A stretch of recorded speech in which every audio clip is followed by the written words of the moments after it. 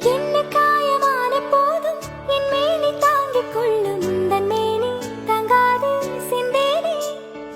எந்தன் காதல் என்னவென்று சொல்லாமல் எங்கு அழகு வந்தது. எந்தன் சோகம் உன்னை தாக்கும் என்றென்றும் போது வந்து அழகு நின்றது. மனிதன் உணர்ந்து கொள்ள இது மனித காதல் அல்ல, அதையும் தாண்டி புனிதமானது. அபிராமியே தாலாட்டும் சாமியே நான் தானே தெரியுமா?